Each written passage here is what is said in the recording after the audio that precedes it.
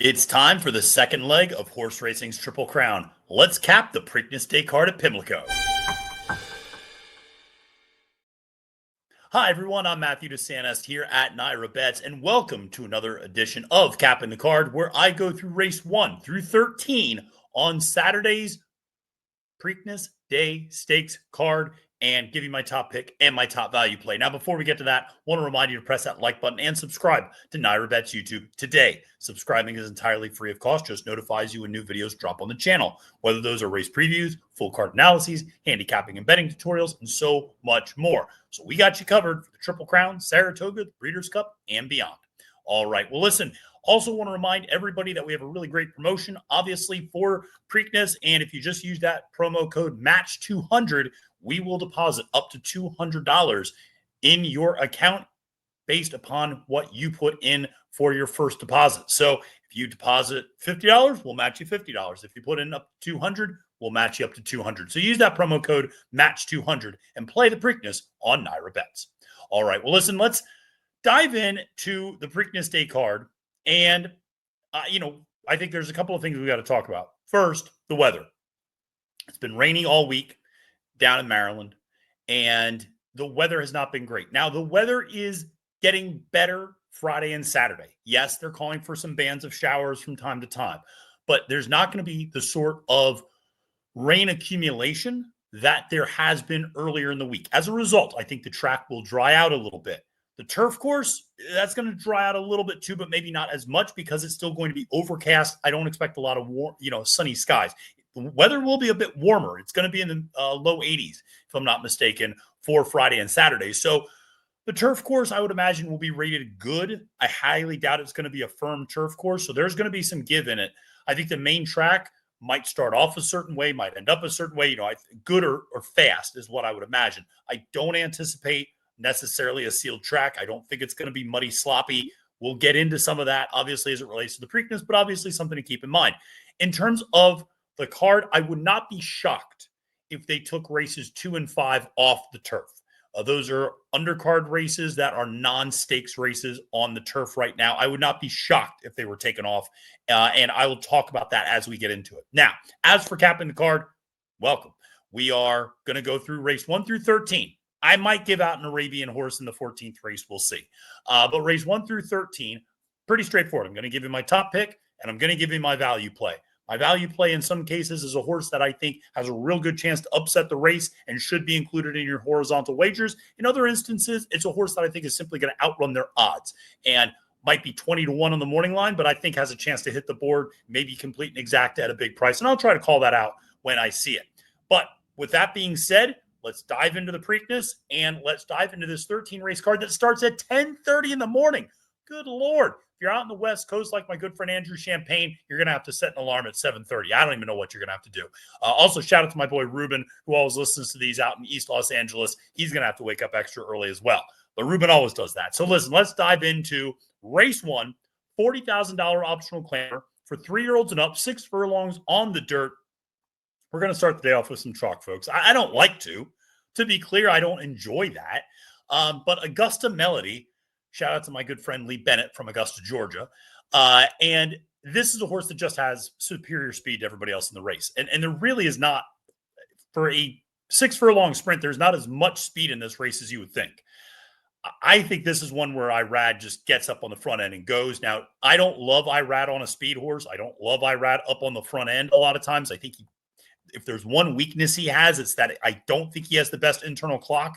I think his brother's got a better internal clock. I think Manny Franco does. Obviously, people like John Velasquez do. I think Irad sometimes can get a little too anxious on the lead, a little too fast. But that said, this horse, was ridden by Irad in gate-to-wire fashion last time out at Keeneland in a $120,000 N1X race. I think this one is just, pretty much so the horse to beat in here. 9-5 on the morning line. If you get 9-5, honestly, I think it's a good deal. Very strong buyer speed figures. Third back in the form cycle, should be really firing his best. And I think it's notable, Brittany's got 2 horses in this race. She's also got the number 7 Exploration at 7-2.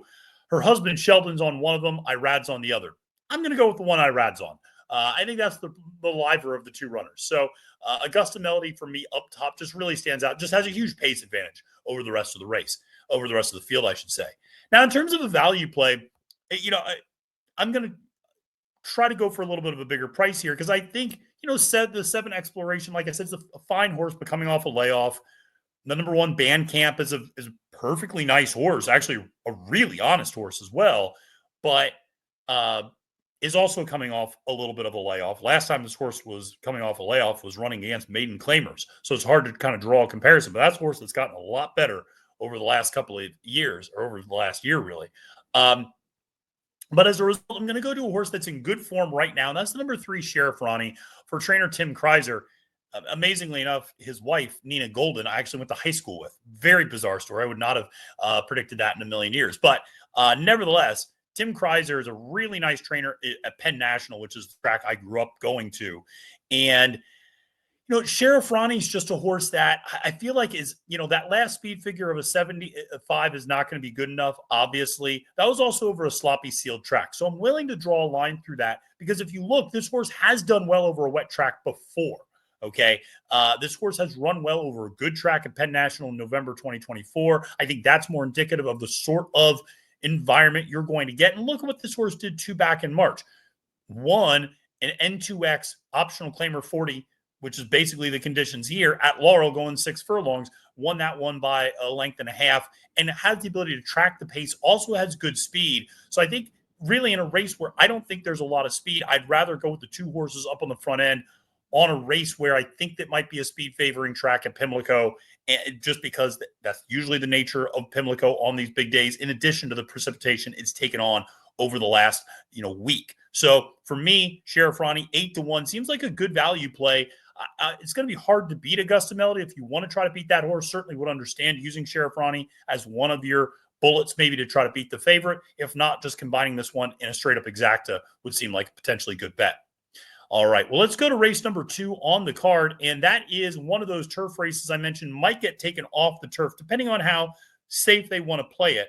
I'm recording this on Thursday afternoon. They obviously were off turf on Thursday. We'll see what they do on Friday, and we'll see what they do Saturday. But would not be shocked if this one was taken off the turf. In race 2, listen, I think you can look at a horse like Drop the Hammer, 2-1 favorite. Would make a lot of sense for Grand Motion. I'm not picking that one up top, mainly because this one's coming off of a race last time out at Keeneland. Granted, maybe you think against tougher, but was over a good turf course. And didn't necessarily take to it that well. Didn't break that well either. This horse, I think, needs to get up on the front end and go gate to wire, which, to be fair, on a softer turf course, you can see that happen sometimes where it becomes a little bit more of a merry-go-round, particularly at Pimlico. But I still am going to be playing against Drop the Hammer 2-1 at short price. I do think Irad's going to have a lot of good runners today, but I'm going to try to beat him in this particular race. The horse I'm going to use to do it is Swan House at 7-2. Again, this is assuming this race stays on the turf. If it goes to the dirt, I think there's a couple of different ways you could look in this particular race, including my value play, actually. But when we talk about Swan House at 7-2, this is a horse coming off a little bit of a layoff for trainer Brendan Walsh. Louis Saez up on the mount. I always like that combination. They're hitting at a 27% rate over the last year with a $3 ROI. This one, ran over a good turf course first time out and ran fourth. Wasn't a bad trip at all. Actually got up to second at one point and then just, kind of didn't really finish that well at Horseshoe Indy. And then next time out, ran a lot better in second start. Then went to Laurel Park, actually, and got rained off the turf, ran on the dirt, didn't run particularly well, went to Turfway Park, didn't necessarily take the synthetic either off of a layoff, and was also on the rail, which is not always where you want to be there. Now this one is, second time Lasix, coming off the layoff for Brendan Walsh. But if you can run back to that maiden breaking 66 and I think improve upon it, which I think you can, I think this horse makes a lot of sense. The horse has been training fantastically for Brendan. That's the other thing. Is this horse has been just turning in a series of really strong works over the synthetic. I really like that 47-3 gate work back in April 30th. We have a couple of bullet 5 furlong works as well. In fact, a trio of them going from April 16th, April 23rd, and May 7th. So this one's been working really well leading up to this race. I just think Brendan and Louis on the turf. I'm going to take a little bit of a chance here with Swan House, try to beat the favorite in this particular race. Now, my value play is Miss Ellery, and that's a horse I like on both surfaces. This is a horse that can win on the dirt, has won over a wet track, has won over a dry fast track on the dirt, but has also shown some ability on the turf. Has yet to win on the turf, but nearly broke its maiden on the turf back in Monmouth over the last summer. And then last time out, I thought ran a pretty good race up on the front end over a good turf course at Laurel Park and really tried to take him gate to wire, faded a little bit late to go finish third. But this is one, again, if you look at the speed figures on the turf and just isolate those turf speed figures, they're very comparable to what you see from the favorites. I mean, when you look at a horse like Drop the Hammer, the turf numbers are 75, 65. Okay. So, okay, one really good one kind of mediocre effort. You look at Swan House, 66 is the career best. You look at Miss Ellery, last time out ran a 69, has run as high as a 72. So this is a horse that she can run a pretty good race, I think, on the turf. 8-1 seems like a good value, and you're going to get that sort of value because these are not overwhelming connections in terms of Jennifer Trueheart and in terms of Alexander Crispin. These are connections that are going to get overlooked a little bit. But listen, sired by social inclusion out of a Kitten's Joy mare, there's going to be plenty of turf there. And so I think this one makes a lot of sense, to be honest, as an underneath play probably. And also, if this one goes to the turf, or the dirt, I should say, really does have decent dirt form to be able to win this race. So one to keep in mind, no matter what track conditions you're going to be seeing in this race. Well, let's head to race number 3 on the card, which is a maiden special weight race for $52,000 for 3 to 6 year olds going a mile and a 16th on the dirt. And this is one where you got two really short priced heavy hitters. You have Last Man Standing, the number 1, and you have number 3 Varney, for Bob Baffert. I ultimately went to Varney, and I don't necessarily love the stretch out to a mile and a 16th for this horse, but here's what I do love is the horse has good speed. And again, when you look at this field, there ain't a lot of speed. Maybe a horse like Drill Baby, who I want to like a lot in this race. I really took a long look at that number 7 at 8-1 as my potential value play, but that's a horse that's fading at 6 furlongs. I just can't get behind this one stretching out. Last Man Standing is a horse that, from a pedigree standpoint, should like going longer. And has run okay going longer. Ran pretty well against Valentinian back in March, but Valentinian hasn't really followed that up with much. The other thing is this one just seems to have issues getting out of the gate and getting in good position. And now we draw the rail. I don't love that. This horse doesn't have great speed, could end up sitting further back, has been sitting last in the first 2 races of his career. And I just don't see this being a track where you're going from last to first with this large of a field, even a 7-horse field. So as a result, I went with Varney, who's exiting the goal-oriented maiden breaking victory, which also saw the horse Train the Trainer come back and win next time out. Also saw the 5th place finisher, Concord Bridge, win next time out. And oh, by the way, the 6th place finisher, Day and Age, won next time out. So this is exiting a race with 4 next out winners, including one horse that's in the Preakness in terms of goal-oriented. So is exiting a very good race. The only time this one tried to go long was pulled up early, obviously came back and looked good. But it should be pointed out, this horse was the favorite in that main special weight race on February 14th, Valentine's Day. Reminded my man Andre 3000, every day is the 14th. Anyway, I digress. You know who else was in that race who won it? Baeza, the 3rd place finisher in the Kentucky Derby. Mellencamp was in that race. Westwood was in that race. Varney went off as your favorite in that race, though. And so this is a horse that I think is a nice horse. Baffert usually is very selective about shipping these, potentially nice horses that are going to run on the undercard out there. Flavian Pratt up 6-5. You're not getting much. But again, I wanted to like some of these other horses. It's just I don't know who's going to be up on the lead. I think it's going to be Varney. And if Varney's up on the lead, Flavian I trust up on there. It's a jockey upgrade, in my opinion, from Kazushi Kimura. I like Kazushi a lot, but still, it's a jockey upgrade to Flavian Pratt. Now, in terms of a value play, everything I just said, I don't know about, making up ground, etc. I'm going with the number 5 Task Force for Anthony Ferrier and Arnaldo Bocachica. Couple of reasons why. This one's exiting a maiden claiming 30 down at Keeneland. But here's what I like about it. Was going a mile and an eighth over a good track. So track with a little bit of moisture. And yes, admittedly, a good, a maiden claiming race. So we're stepping back up in class. But here's what I love. This horse was claimed out of that race, and Anthony Farrier is stepping this one up. Now, you might say, well, what sort of a move is that? I'll tell you what sort of a move is that. Over the last 5 years, Anthony Farrier has won 45% when getting a horse first off the claim in maiden special weight races. So moving from maiden claimers to maiden special weight, he's winning at a 45% clip, and his horses are finishing in the money 85% of the time.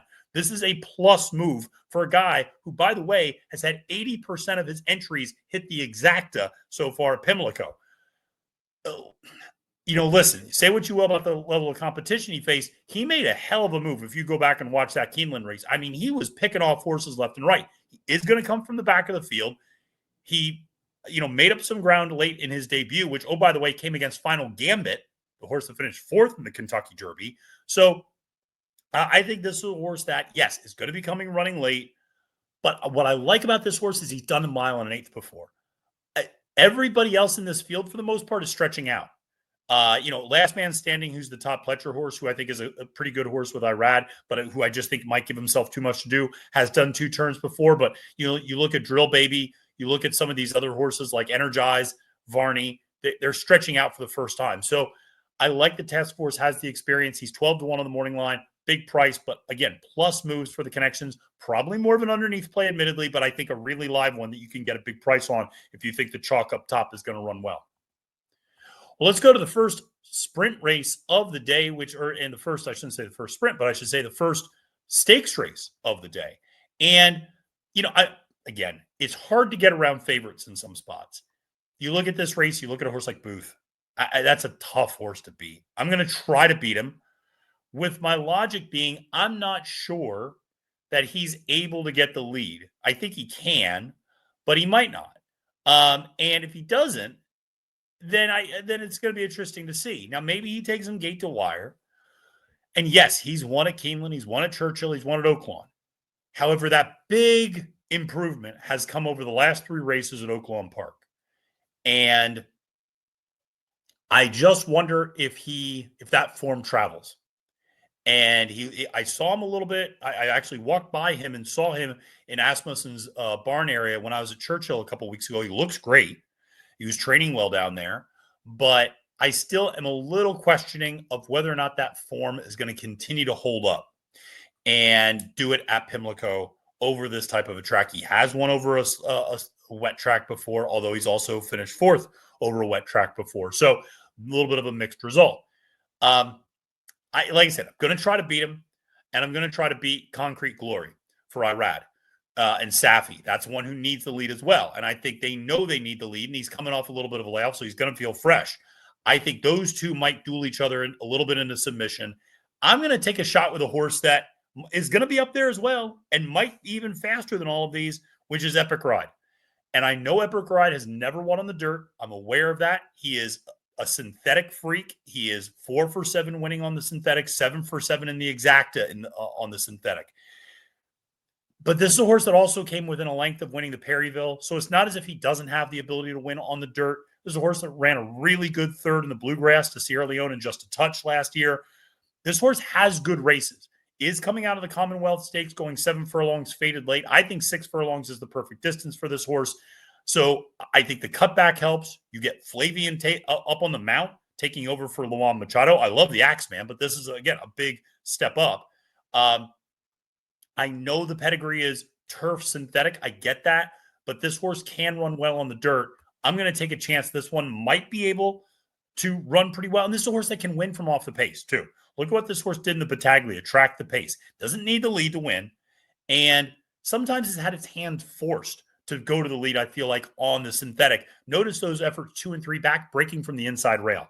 This horse doesn't need the lead. And I love the post position on this one, sitting to the outside of all of the speed. I think maybe could sit 3rd and let Booth and Concrete Glory duel each other out and is going to be right there to make a move. So I'm going to take a shot against those heavy favorites and go with a horse like Epic Ride. As far as the value play goes, Celtic Contender is a horse that I like quite a bit. Exiting a race with Bookham Dano and Repo Rocks. This is a horse that, like I said, coming back from a little bit of a layoff, I like the cut back to 6 furlongs. And again, a horse that should be able to track the early lead. It doesn't need the lead, can kind of sit in that probably 4th position on the inside, saving a lot of ground. Victor Carrasco, local jockey. This one's been training really well. Love that 59-4 bullet coming into this race on May 3rd. I think he's ready to roll.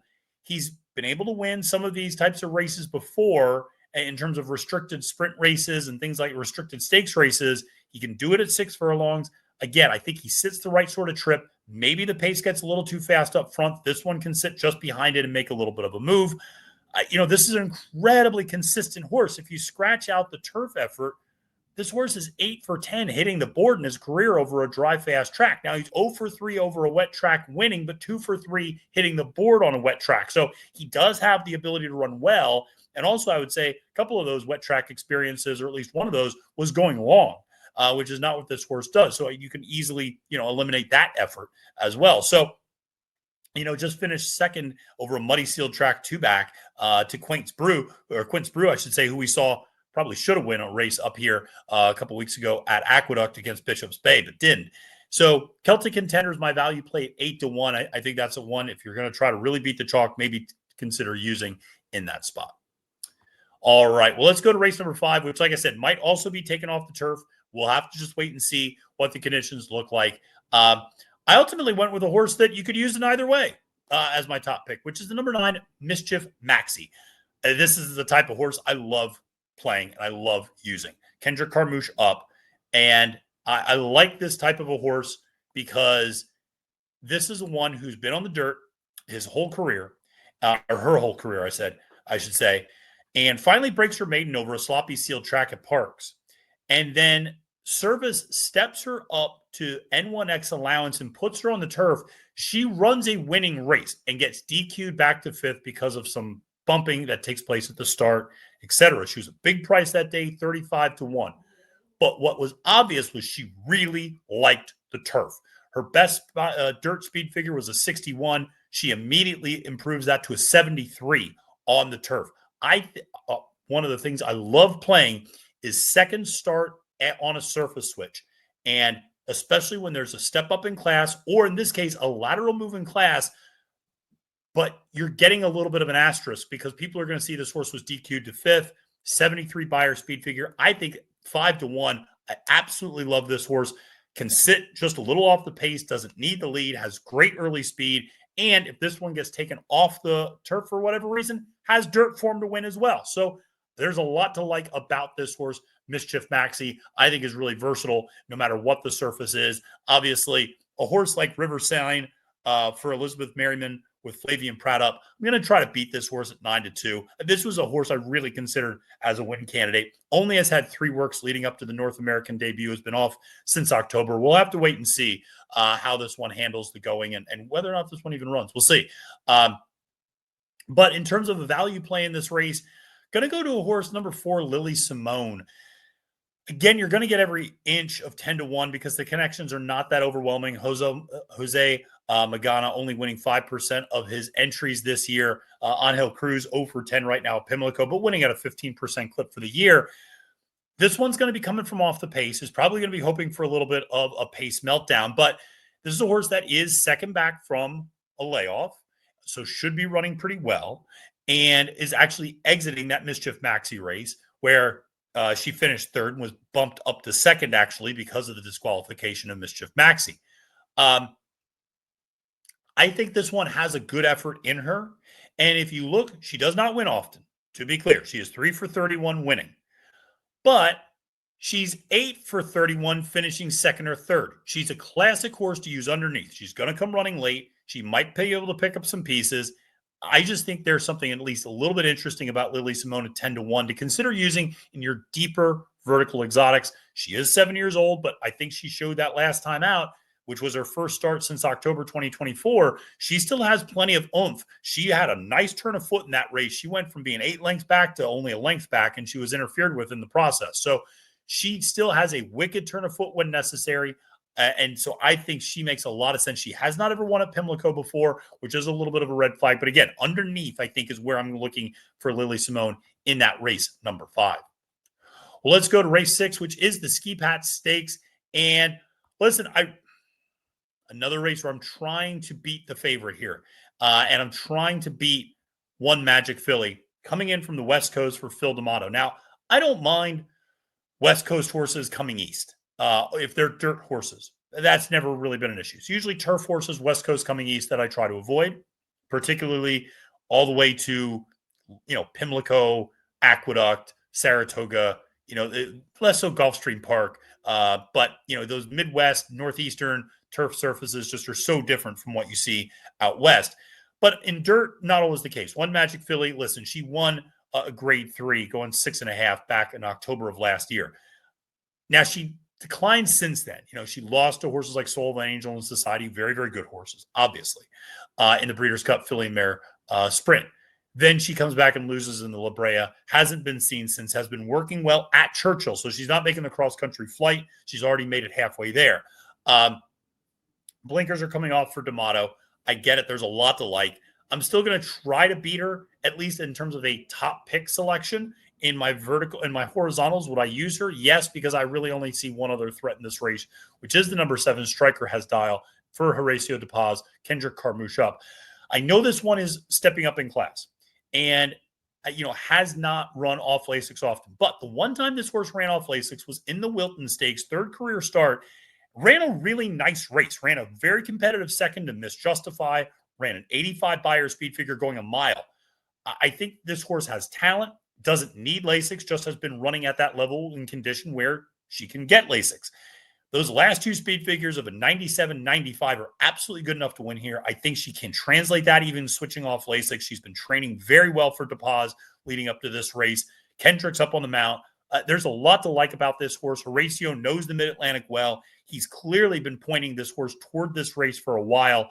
I just think this one, you scratch the 2 turf efforts. This horse, again, has done very little wrong. 6 for 6 in the exacta over a dry fast track, 2 for 2 hitting the board over a wet track, has wins over both surfaces. So again, you eliminate those 2 turf efforts. This horse really has done very little wrong.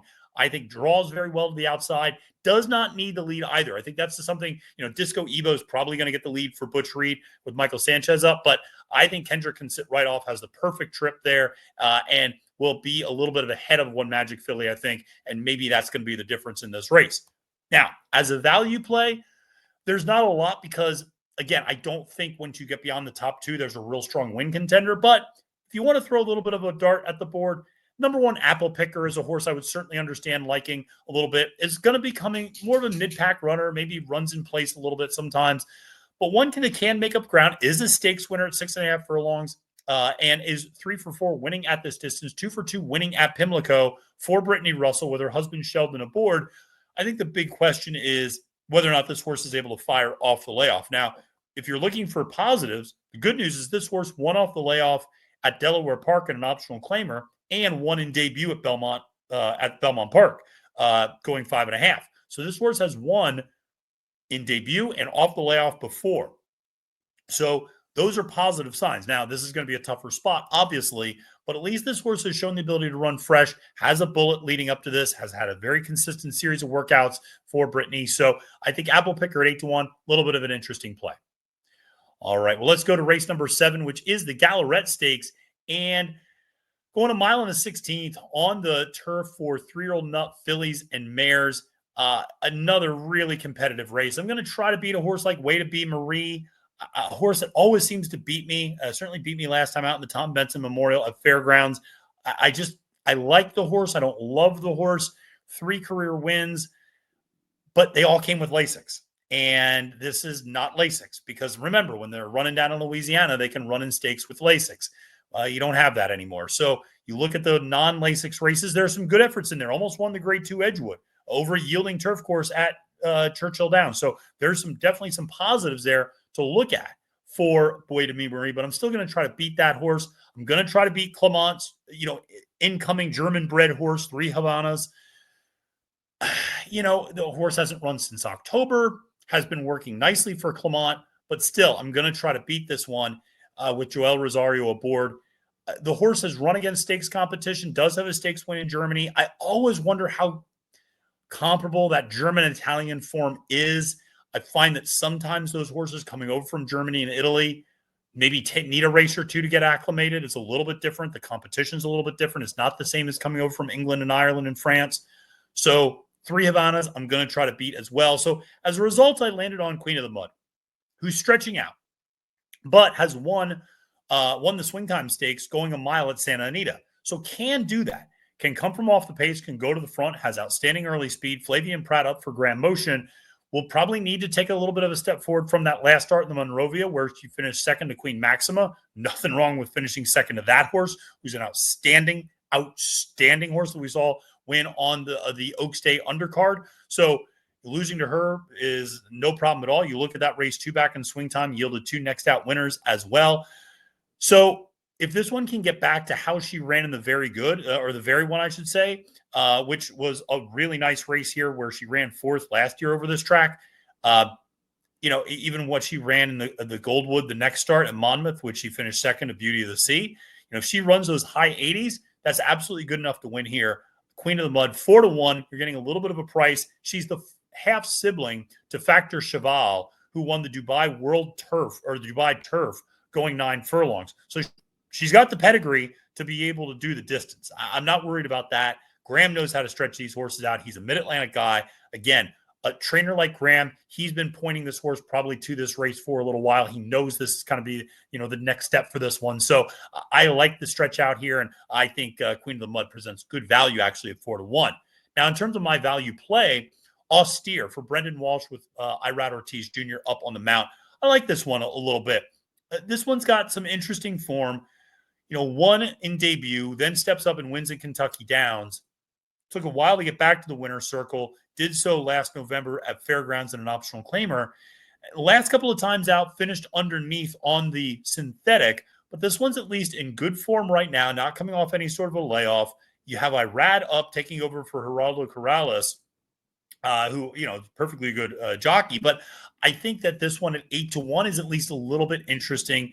And, didn't run great in the Appalachian, but you could also say that something went wrong in that race. That horse went to the bench for a while. So with regards to not winning over a good turf course. So I just think, these are connections I tend to trust in terms of Walsh and Irad Ortiz Jr. They win at a 36% clip when they work together with a 286 ROI over the last year. So a lot to like about that. And again, this horse has been working nicely coming out of that March 22nd race. So I'm going to take a little bit of a shot. Austere at 8-1, I think, is a worthy horse to consider even up top. Well, let's go to the Chick Lang. And this was one of the tougher races, in my opinion, of the card, because I could easily say play 1-900. And if you get 7-2 on 1-900 for Tom Morley with Flavian Pratt aboard, play that horse. I don't know if you get 7-2 because people are going to see the buyer speed figures. This is a horse that debuted against T-Craft, who is now a stakes winner. Next start was against Colloquial, who has gone on to just, become a little bit of a freak and is going to be, won the Lafayette next start. So amazing horse as well. And then last time out, backed up that 92 buyer speed figure by winning and breaking his maiden by backing that 92 up, running it again, winning by 7 lengths. So listen, the two back, by the way, Colloquial beat this one by 7 lengths, but the next closest horse was 12 lengths away. Last time out, like I said, won by 7. This horse is going to go up front, is going to try to go gate to wire. Here's my one concern is Tom Morley over the last 5 years, 0 for 4, switching off Lasix with last out maiden winners, only 1 for 10 with last out maiden winners in listed stakes races. Not a lot of success in these spots, and this is a big step up for a horse that's only faced maiden company at Aqueduct. So now we're going into, stakes company on a big day with some other really legitimate shooters, horses coming out of graded stakes races, etc. So I'm going to try to play against 1-900. Would not shock me at all if this horse wins. I like this horse actually a lot more than some of the other shorter prices in this field. I like this one a little bit more than Perfect Force at 7-2, or even Keep It Easy at 4-1. The horse that I landed on was Faster Gator for Anthony Ferrier and Arnaldo Bocachica. And this is a horse that almost won the Bayshore last time out. Ran an 88 buyer off Lasix. That's the other thing is 1-900 switching off Lasix. This one's already won or nearly won a stakes race off Lasix and won in debut off Lasix. This is a nice horse for Farrier, who debuted this one last June, went to the bench for a pretty long time from June to March and came back and won again. And again, got up there and just got beat by Moplex. And I thought ran what I thought was a really good race in that Bayshore. Has come out of that looking very fresh, running a 47-2 4-furlong bullet at Laurel leading up to this, sired by Vekoma. There's a lot to like about Faster Gator, and if you get 6-1, I think that's a really fair price on a horse that has not, I don't think, yet reached his ceiling, which is why I like what I see there. 1-900 ran a 92 and backed it up with another 92. I like pairing it up, but I also wonder if that's just kind of the number that you're going to get out of this horse or whether there's another progression. With Faster Gator, we're going 59, 82, 88. We're still moving up, and I wonder if there's more in the tank there in terms of being able to move up even more. That last race was at 7 furlongs. This is at 6. I like that even more. This horse can win gate to wire, can win from coming from off the pace, so a lot to like there. Now, in terms of a value play in this race, I don't know what sort of value you're going to end up getting, but I think the number 11 Retribution at 12-1, if you get anywhere near 12-1, makes a ton of sense. This is a horse that won in debut for Cherie DeVaux with Jose Ortiz aboard. Down at Fairgrounds going 6 furlong, stepped up to $125,000 optional claimer at Keeneland last time out, lost a gunmetal, but ran an 83 buyer. Explain to me the difference between the number 11 Retribution and the number 3 Ancient World. Ancient World has very, very similar. Now, Ancient World won an N2L allowance at Keeneland in the next start, but the speed figures are slower, 76, 78. Meanwhile, Retribution ran an 80, 83. So, meanwhile, Ancient World 6-1 and Retribution is 12-1. I'd rather go with Retribution at 12-1 from a value standpoint. Obviously, I like the draw. I actually think this horse really fits. I ride like a glove. Cherie, always has really good horses from Belladonna Racing. So I think that being able to track the pace the way Retribution will be able to, sitting off the pace a little bit, that's when I ride is at his best. I think this one, switching off Lasix, but a lot of horses are, really does look pretty good. I took a long look at the number 10 Touchy, who I really want to like in this race. Blinkers are coming on. Joel Rosario, Wesley Ward, training nicely, actually leading up to this race. Ward's angles with adding blinkers is not as positive as you would think. And I just wonder about this one. Would need to take a little bit of a step forward in terms of speed figures. I do think Touchy at 8-1 is a little bit dangerous and probably a horse I will include on my horizontal wagers in this leg. So that's just another one I would at least wanted to call out, even though it was not my value play. All right, well, let's head to race number 9 on the card. And this is the Turf Sprint. And again, hard to get around some shorter prices here. But I'm going to try to beat Coppola, who has never done great over a softer turf course. And I just, I think the turf course is going to be a little bit softer here. I'm ultimately going to go to No Nay Hudson, a horse that I'm rarely ever on the right side of. When this horse wins, I usually lose and vice versa. But Wesley Ward, Junior Alvarado up, second back from a little bit of a freshening, and I think has the ability to run well off Lasix. We saw that early in this horse's career, and can handle, has handled at times different conditions. Now, the one effort that was not great was that Palisades over a good turf course at Keeneland back in 2023. That said, that was the horse's first race in over 5 months. Now we're second back from a little bit of a freshening and third back from a pretty prolonged layoff.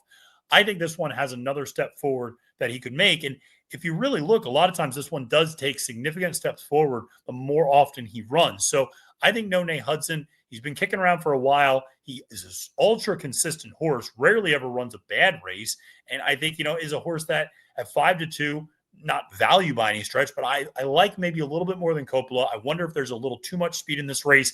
I know it's only 5 furlongs, which definitely helps Coppola in terms of that wire getting there a little bit sooner. But I think No Nay Hudson can sit just behind that pace, has outstanding early speed of his own. I think he can get the job done, and it's going to be my top pick. Now, in terms of the value play, I love the number 4 Witty. I always like this horse. This horse has some nice races to run back to. 3 for 3 in the exacta at this distance, 2 for 2 in the exacta at Pimlico, wins at the distance and wins at the track. That matters to me a lot. 10 for 14 in the exacta on the turf. And here's the more important thing, has run well over good and soft ground. Look at how this horse runs over good and soft ground. Isolate those races. You see a lot of good efforts, a lot of strong speed figures. 10-1. Flavien Prat sees fit to take over the ride. Yes, sign me up for this horse. I know it's coming out of a little bit of a slower race with Four Harp, with only an 82 buyer. One of the other things is look how this horse improves second off the layoff almost every single time. So I really like this one a lot in the turf sprint. Finished second in this race last year. I think has a real chance to run well again this year. All right. Well, let's go to race number 10, which is the Sir Barton, or as we call it sometimes, like the alternate Preakness. The horse is not quite good enough to get into the Preakness, but who are promising 3-year-old runners. And in this one, again, I'm going to try to beat the morning line favorite, who is Invictus at 9-5.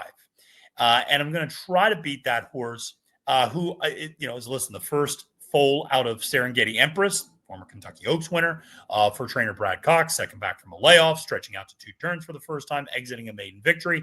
Listen, I get it. There's a lot to like about Invictus, but I think Crudo makes a lot of sense in this race because it fits a very similar profile. Second back from a little bit of a layoff, broke its maiden last time out, going 7 furlongs, earned an 82 buyer speed figure that day, one going away while being geared down by 7 1/4 lengths, has come into this race breathing fire and working out fantastically. 47-4 bullet work up at Saratoga, first to 65 earlier last week, and is the full sibling to Awesome Result, who is one of the best horses in the world and is the perfect 8 for 8 running in Japan, and who runs 10 furlongs regularly. So Crudo, from a pedigree standpoint, sired by Justify out of that Deputy Minister Mare Blossomed, should have zero problem getting the distance. Inside rail, Johnny V aboard. Take this horse to the lead, Johnny, and don't look back. That's exactly what I think he's going to do. I think Crudo at 5-2 stands a really big chance to win this race. In terms of a little bit of a value play, Just a Fair Shake. Another horse you're going to get every penny of 6-1, probably even more of, because Daniel McKenzie is not a household name, and he's 1 for 18 this year as a trainer. But this one came in second to Pay Billy in the Federico Tessio. Pay Billy's in the Preakness, obviously. This one going a mile and a 16th. Admittedly, it was a slow speed figure. The Federico Tessio was a little bit faster. I thought ran a pretty good race that day, despite being hung wide around both turns. So I thought this one looked like a good runner in that race. Nearly got a winning bid up to the front. And again, smaller connections, so you're going to get every inch of this. Was an $8,000 sale at the Keeneland September yearling sale. Probably didn't vet well. Doesn't have a huge pedigree either. Has already earned $102,000. This is a success story already.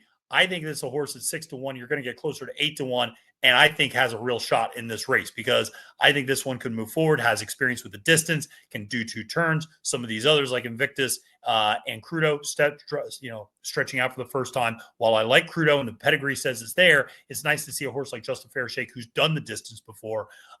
Admittedly needs to maybe get a little bit faster, but maybe not much faster to really be a contender in this race, and certainly has the value of an underneath play.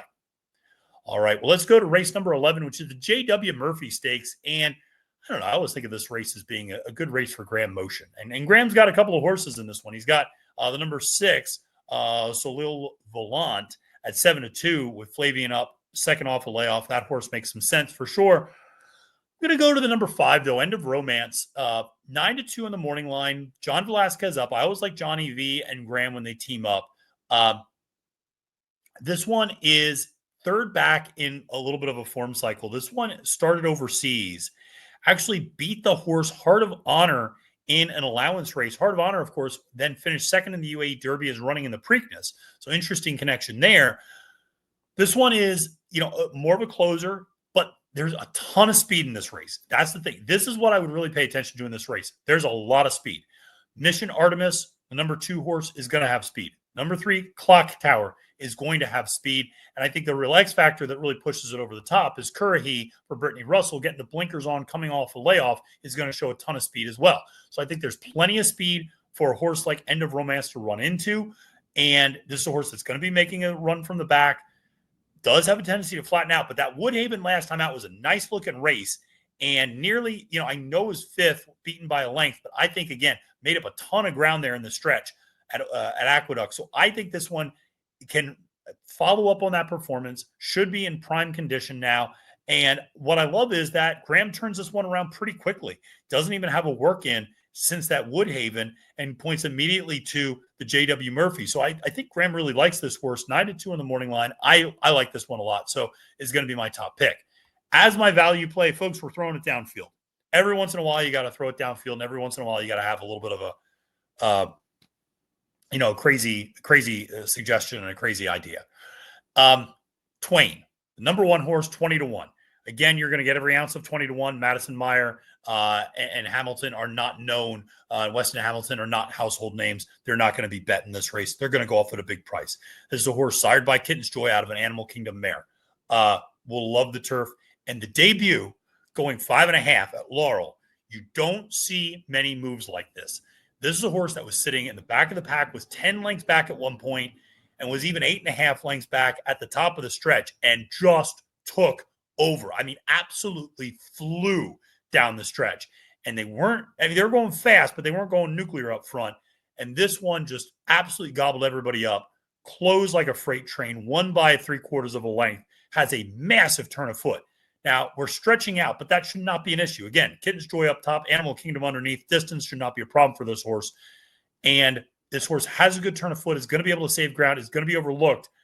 It's a risky play, but it's a horse I'd include in my gimmicks at the very least. I don't think this horse is a win contender, but I'd hate to leave this horse off a trifecta when I know what sort of turn of foot this one has, and knowing that this one's a big price would include deeper on my tickets.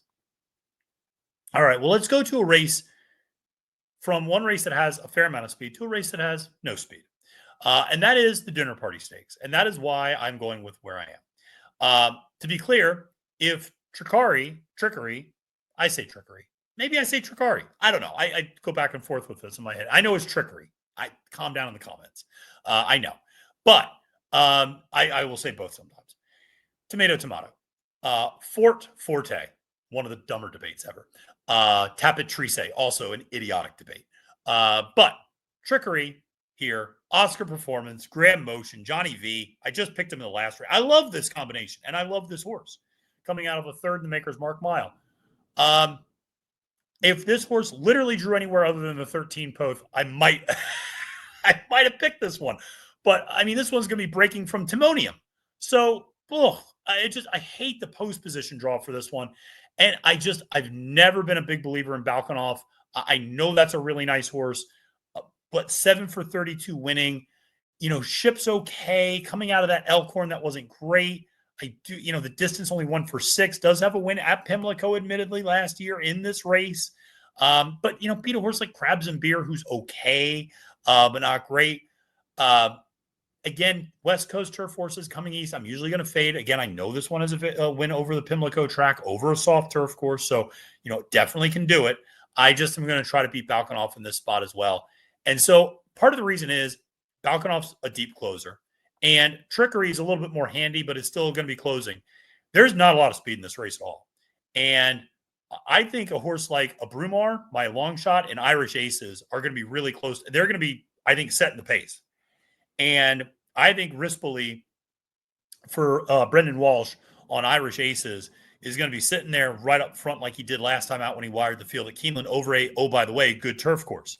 So it was good to see this one can handle that sort of going. I think that's the key, is just get this horse out up front. When this horse gets up front and runs close to the pace, good things tend to happen. And so I think Irish Ace is a horse that, can sometimes be a little, frustrating because this horse runs second and third a lot. I think, again, put this horse in the lead. I think you're going to see a good effort. There's not a lot of other speed in this race. I think you take advantage of it here and you put this horse either first or second because you're drawing to the outside of a Brumar, who is my value play in this race, coming out of a very close third place finish in the Appleton. This one is cross-centered down at Gulfstream Park. We'll see if this one makes the trip up for Safi Joseph Jr. with Jose Ortiz aboard. If this one makes the trip up, I really like his chances because, Again, there's not a lot of speed in this race. This horse has outstanding speed. Jose is very good at divvying out fractions, could have wind up on the front end, has won a stakes race before in gate to wire fashion in terms of the Colonel Liam. The last couple of speed figures are absolutely improving. 87, 88, 89. We're moving the right direction. Second back from that layoff. And what I love is the horse ran a career best buyer off the layoff. So there's a lot to like about a Brumar at 20-1. Again, maybe he doesn't ship. Maybe he's a scratch. I wouldn't understand. If he's a scratch, honestly, I like Irish Aces even more because then there's no speed in this race. So, a horse that I just think makes a lot of sense. Now, the other horse I want to point out is Signator, the number 3. This would have been my value play if he had a rider assigned. Shug McGahee horse who's coming out of a stakes victory last time out doesn't even have a rider. Now, it could be a little bit of musical chairs in that maybe a Brumar doesn't ship and Jose Ortiz goes to Signator. Maybe. We'll see. Shug and Jose will use each other sometimes. Not too often, but every once in a while. This one had been on the dirt, goes to the turf, and now has won consecutive races on the turf.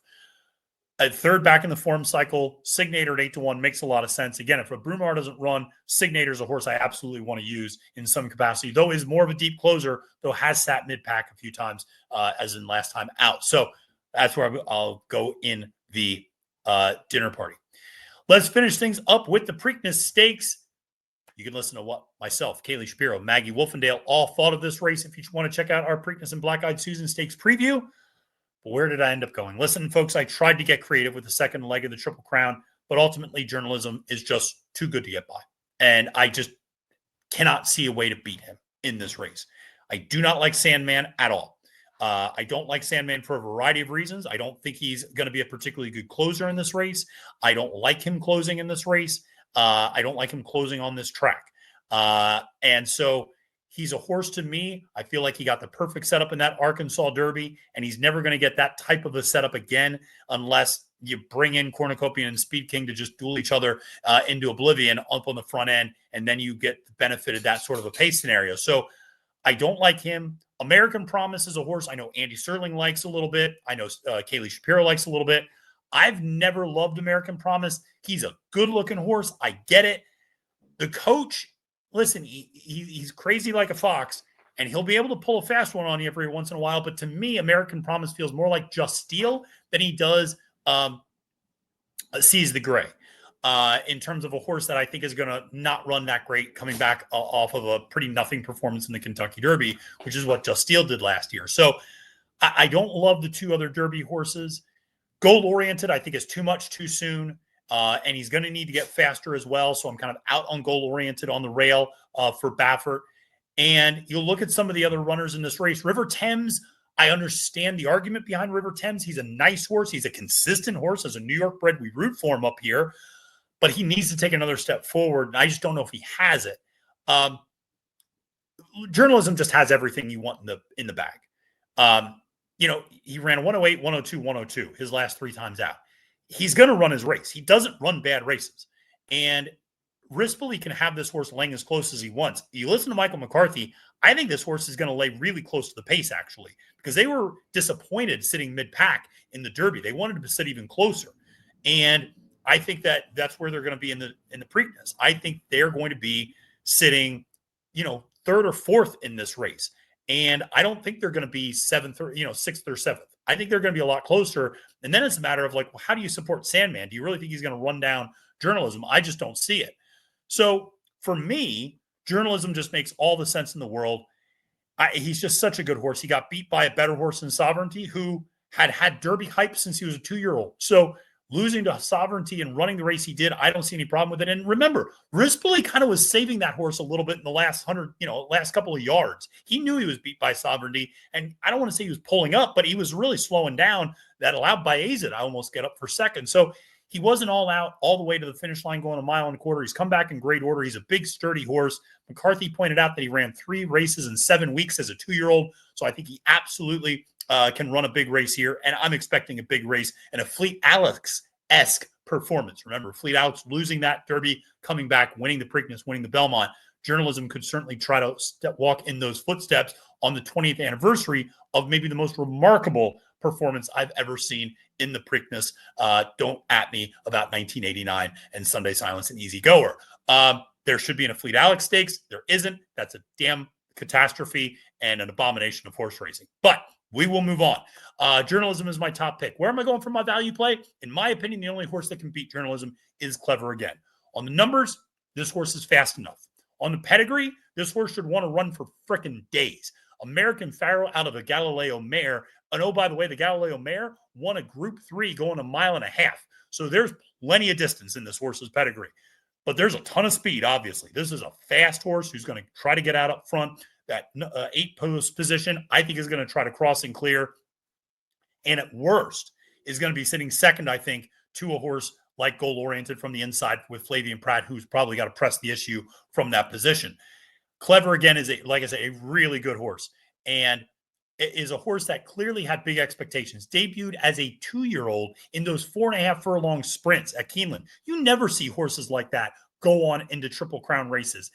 And yet Asmussen puts this one on the bench for 10 months, comes back, breaks its maiden, does it impressively, and then steps this horse up to the Hot Spring Stakes where he runs a 101 Beyer speed figure, going 1 mile, wins it easy by 4 lengths over Gaming, who comes back to run third in the Pat Day Mile. Again, I just think there's a lot to like about Clever Again. 5-1. He's technically your 4th choice on the morning line, and I think he's going to run a big race here. He's the only horse I think that is going to be able to beat Journalism, but Journalism is my top pick, and honestly, he's a single in this race for me. But again, if you're trying to make some value here, consider Clever Again as a little bit more of an underneath play. And a horse like Gosker, I think, is a really big price who I think is going to be able to run up, certainly run up into the super. I think that horse is going to sit the perfect trip, and I think Brendan Walsh is going to be able to have this one tuned up even more. I love the pedigree on Gosker. Should appreciate the stretch out. A horse like River Thames, I'm not sure about 1 3/16. I'm sure about Gosker at that distance. So that's a little bit of my thoughts on the Preakness. Journalism for me up top. Clever Again as the value play. By the way, Sarah El Badwi's dog, Cora, you might hear in the background, she disagrees with me vehemently over these selections. But listen, let's wrap things up here on Capping the Card. We got through 13 races in under an hour. I promised you an Arabian pick in the last UAE President's Cup. Cora, I know.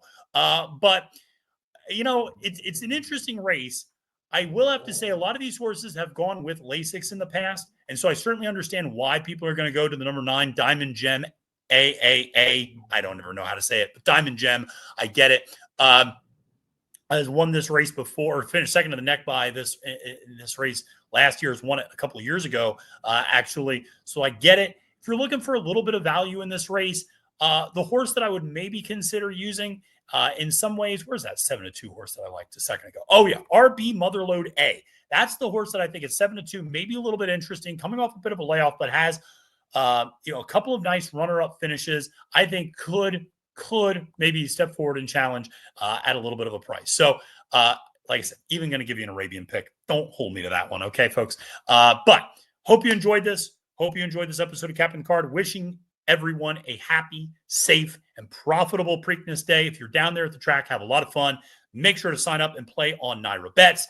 And my name is Matthew DeSantis, wishing you a great and prosperous day at the races, and reminding you, friends, it's now post time.